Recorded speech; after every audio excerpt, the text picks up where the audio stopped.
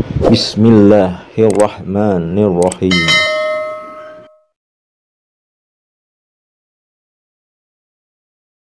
A'udzubillahi minasyaitonirrajim.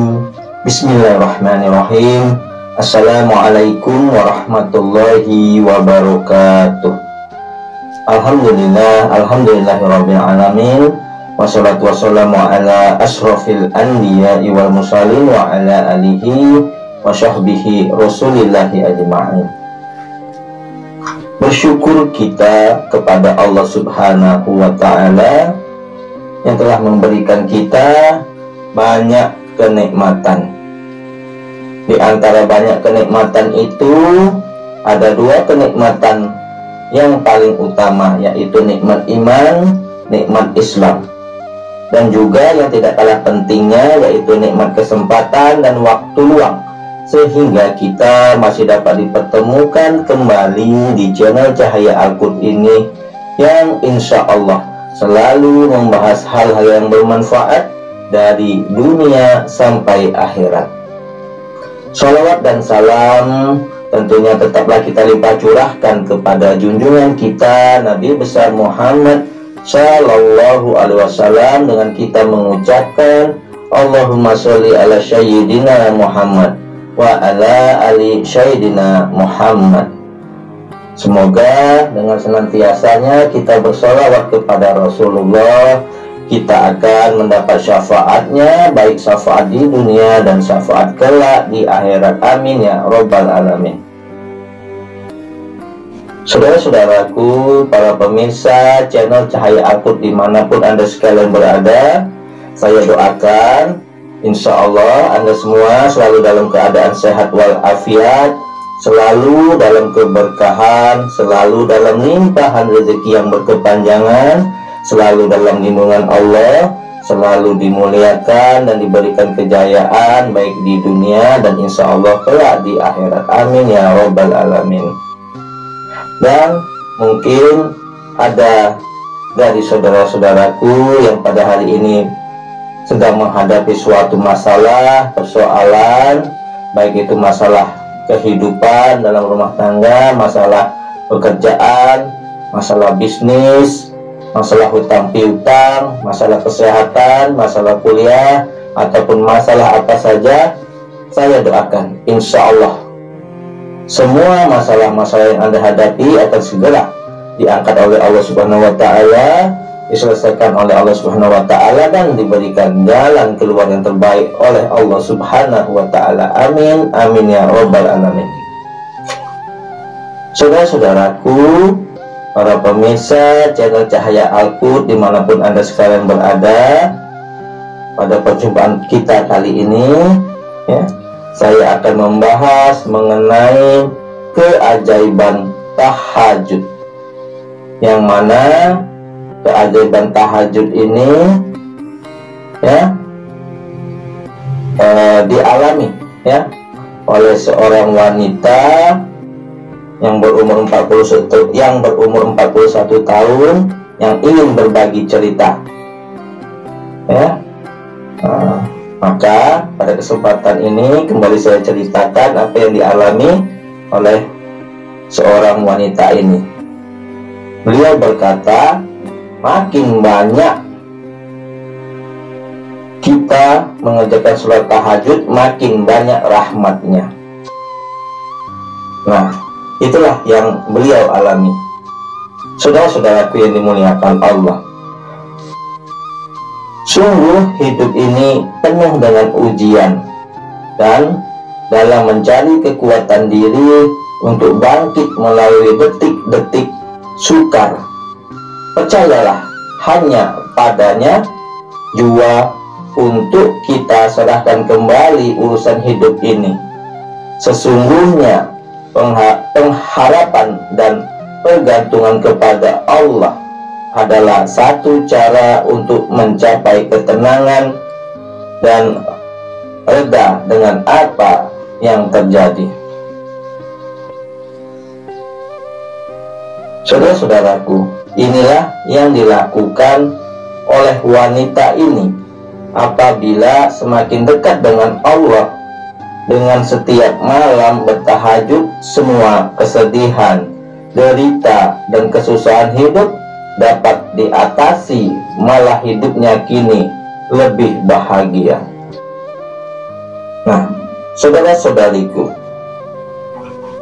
ikuti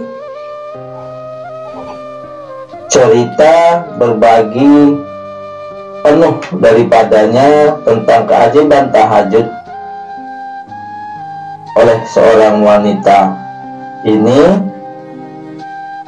tips yang diamalkan untuk dapat bangun awal setiap malam. Semoga kisah ini dapat menjadi inspirasi. Saudara-saudariku yang dimuliakan Allah, bukan mudah untuk bangun jam 4 pagi dan bertahajud pada setiap hari. Namun, ketika saya mula-mula kenal tahajud, kata wanita tersebut, saya dalam keadaan yang amat perih, sakit, sedih, susah, menderita, sering menangis, sesak, difitnah, dan entah apa lagi. Nah, wanita ini berkisah, ketika itu saya sudah berusia 41 tahun, kata wanita ini. Tak pernah sekalipun baca atau pelajari dengan sungguh-sungguh tentang tahajud sebelum itu. Iyalah, kita nih bila tak terdesak tak akan nampak. Begitulah, tahu tentang sholat tahajud, tapi tak berapa anak ambil kisah. Bila saya jujur, saya tidak malu, kata wanita tersebut. Tak pernah terpikir pada usia macam itu kena halau, kena usir keluar rumah. Rumah tangga yang dibina atas dasar suka sama suka akan runtuh. Kena cari kerja semula, kena menjadi menjual di tepi jalan, sesak sampai kena kutip duit untuk beli susu anak yang masih kecil, kata wanita tersebut berkisah. Sesungguhnya ketika itu saya amat terdesak dan memerlukan, susah nak tulis dengan kata-kata. Jadi itulah kekuatan pertama saya untuk bangun malam. Kekuatan saya adalah kekuatan doa yang pernah saya baca. Doa di saat tahajud bagaikan anak panah yang melesat tepat mengenai sasaran, kata Imam Syafi'i. Bila terbaca ini buat pertama kali, saya yakin 100% itulah cara saya keluar dari kepedihan ini. Nah, saudara-saudariku yang dimuliakan Allah, wanita ini berkisah, doa yang pertama yang beliau ucapkan dalam tahajud pertamanya hampir tidak masuk akal. Kata wanita tersebut, masa itu saya tak ada uang, tak ada pekerjaan, kena halau rumah, kena usir dari rumah sebab tak mampu bayar sewa. Pendek kata, tak punya apa-apa. Tapi saya berdoa dalam tahajud saya untuk diberikan peluang untuk bersujud di hadapan Ka'bah, karena berasa teramat sedih dan tidak ada seorang pun yang akan paham kedudukan hati saya waktu itu. Diberikan pekerjaan yang baik dan cukup untuk menanggung anak 5 orang. Diberikan jalan yang mudah untuk pindah rumah. Diringkaskan cerita. Nah, jadi wanita ini berkata, ringkas cerita, dengan izin dan kekuatan Allah yang maha mendengar, maha pemurah, dan maha penyayang, segala yang saya hajatkan itu telah Allah berikan dengan mudah dan hampir sekaligus. Anda pasti sudah membaca kisah bagaimana saya telah mendapat pekerjaan yang sangat baik dengan jawatan dan gaji yang baik pula. Kata wanita tersebut, dapat pindah rumah dengan rezeki yang tidak disangka-sangka, dapat makan dan keperluan rumah melalui seorang yang dikirim Allah, bahkan telah dapat pergi ke Mekah dan bersujud di hadapan Ka'bah. Nah, saudara-saudariku, jadi singkat ceritanya, doa-doa yang dipanjatkan oleh wanita tersebut telah diijabah oleh Allah. Yang ingin bersujud di Ka'bah sudah dikabulkan. Nah, kemudian kita lanjutkan, bukan sekali tetapi berkali-kali. Padahal ketika saya berdoa, kata wanita tersebut, dalam tahajud pertama saya itu, saya tidak punya apa-apa. Segala Allah berikan dalam masa 3 bulan saja. Allah mau apa lagi? Apabila kita sangat berhajat dan sesuatu lalu Allah beri, perasaan tuh nak tulis macam manapun saya tidak paham. Namun oleh karena semua itu, rasa mengantuk saya hilang di setiap pagi. Selimut dan bantal sudah tidak terasa empuk lagi. Biarpun dalam dingin dan hujan lebat, saya serta enak tidur, saya tetap bangun malam. Jadi kata wanita tersebut, ya, walaupun dalam keadaan dingin, hujan, ya, beliau tidak terasa enak tidur, dia tetap bangun malam. Kemudian beliau berkata, saya kuatkan hati. Saya rasa hati kuat, rasa yakin, sedih berkurang, yakin bahwa cukup hanya Allah, tidak meletakkan bahagia pada genggaman orang, tidak berharap lagi kepada orang. Jiwa semakin tenang, dada lapang, lebih lega, lebih ikhlas, lebih bahagia. Bila orang sering tanya saya, inilah jawabannya. Makin kita buat, makin terima, makin banyak akan kita merasakan nikmatnya. Nah, jadi menurut cerita wanita tersebut, makin banyak dia melakukan sholat tahajud, ya, makin banyak yang dia terima dan dia rasa nikmatnya.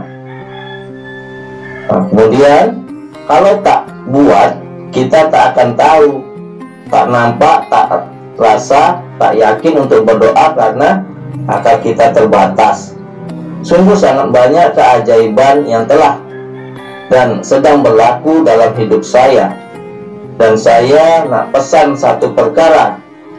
Nah, saudara-saudaraku yang dimuliakan Allah, jadi beliau, wanita tersebut berpesan, ketika berdoa, doalah dengan ikhlas, berdoalah dengan suatu keyakinan yang mutlak, dan langsung tidak ada rasa berbelah bagi dalam hati, bahwa jika Allah ingin memberi, segalanya adalah mudah bagi Allah, bahkan untuk perkara yang tak dapat dipikirkan dengan cara sekalipun.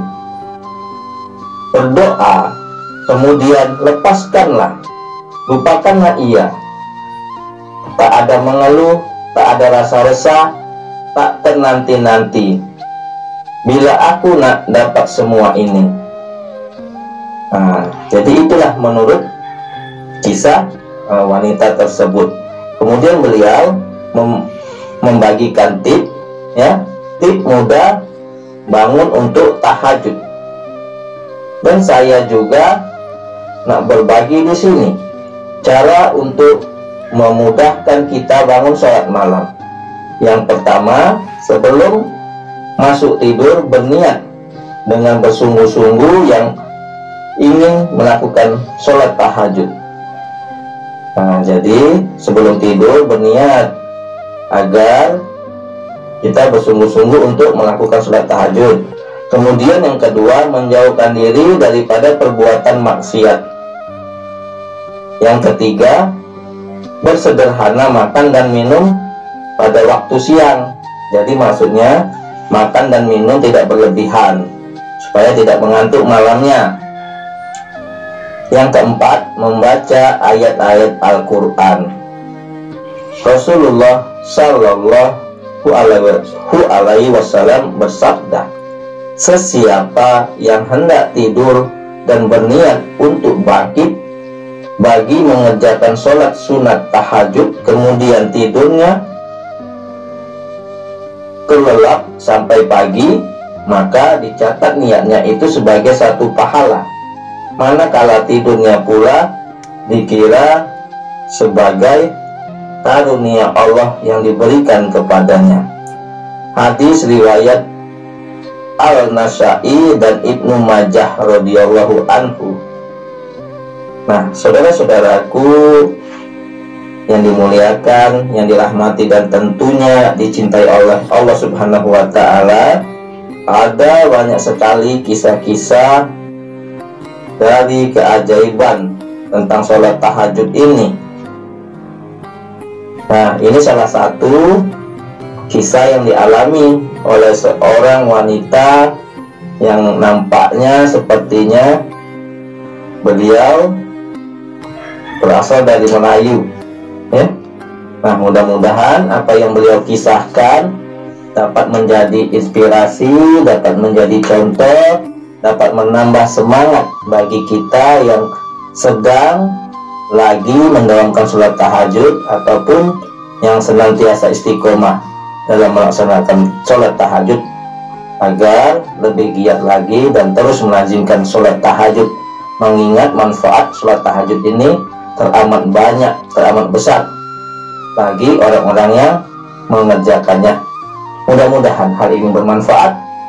Adapun yang benarnya datangnya dari Allah, yang salah adalah kesilafan dari diri saya pribadi. Kepada Allah Subhanahu wa taala saya mohon ampun.